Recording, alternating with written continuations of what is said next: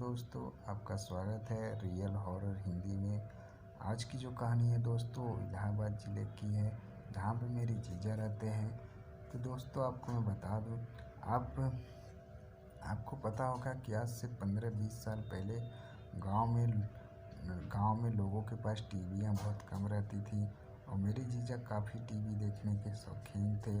उनकी एक दोस्त के पास टीवी रहती थी और जो कि वो रोज़ जाते थे देखने के लिए अपने दोस्तों के साथ। और एक दिन क्या हुआ कि उनके दोस्त नहीं गए टीवी देखने के लिए और वो जिस रास्ते से रोज़ जाते थे उसी रास्ते से उन्होंने अकेले जाने का निर्णय लिया। और उन्होंने रात को करीबन 11-12 बज रहे थे। उन्होंने खाना खाया और खाना खाने के बाद अपनी लाठी उठाई और उसी रास्ते उन्होंने अकेले चल दिया। और ठंडी का मौसम बहुत था, कोहरा बहुत तेज़ पड़ा था और जिस रास्ते से जा रहे थे उस रास्ते में एक आम का पेड़ था, जो कि उनके दोस्तों ने बताया था कि ये आम के पेड़ के पास काफ़ी डरावनी चीज़ें रहती हैं इनके ढाइयों पर। तो मेरे जीजा इस चीज़ों पे विश्वास नहीं करते थे, भूत प्रेतों को लेके। उन्होंने माना नहीं और उसी रास्ते से जा रहे थे अकेले।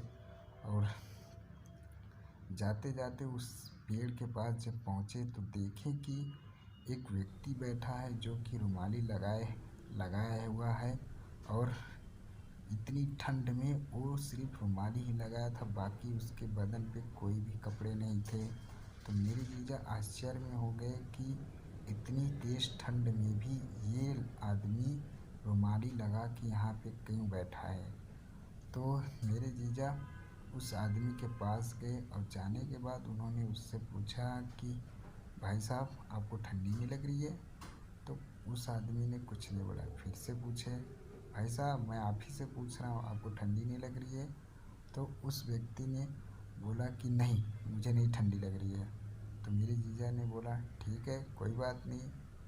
तो वहाँ से मेरे जीजा उस पेड़ के साइड से निकल गए और निकलने से जस्ट कुछ ही दूरी पे गए कि उनको ऐसा लगा कि कोई जानवर मेरी ओर आ रहा है बहुत तेज़ी से। क्योंकि जो गेहूँ थे उनको गेहूँ में काफ़ी हलचल मच गई, मतलब कि काफ़ी खड़खड़ाने लगे थे। और उनको खड़खड़ाने से ऐसा लग रहा था कि कोई जानवर, बहुत बड़ा जानवर खेतों के गेहूँ के अंदर से आ रहा है उनकी तरफ। तो उन्होंने ध्यान नहीं दिया। फिर से थोड़ी देर आगे गए, फिर से उन्हें आवाज़ सुनाई देने लगा। तो देखे पीछे मुड़ के कि वही व्यक्ति जानवर बन के उनकी तरफ इतनी तेज़ी से आ रहा था कि जो उन्होंने लाठी लिया था उस लाठी से उन्होंने उसे फेंक के मारा।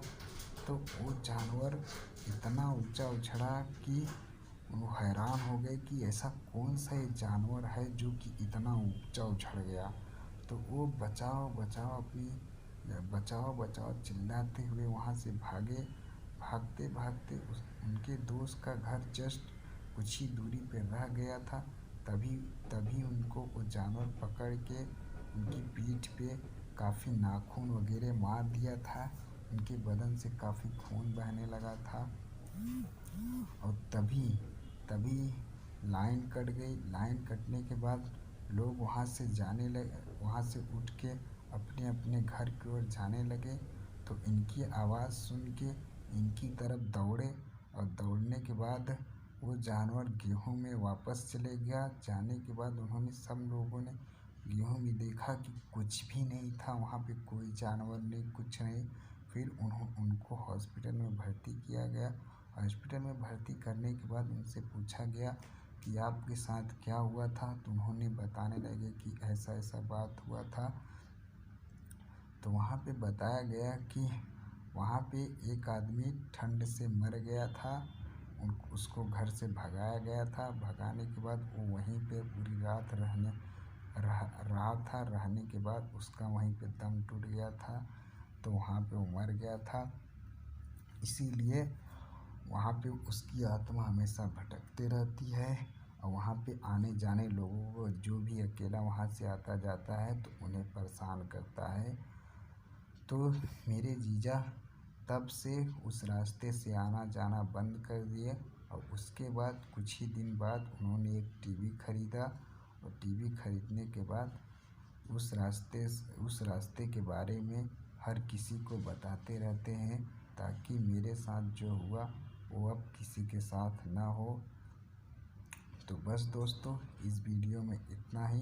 अगर वीडियो आपको पसंद आए तो प्लीज़ लाइक करिए, हमारे चैनल को सब्सक्राइब कीजिए और बेल का आइकन प्रेस कीजिए। ऐसी ही इंटरेस्टिंग वीडियोस हम लाते रहते हैं। Okay friends, bye, take care.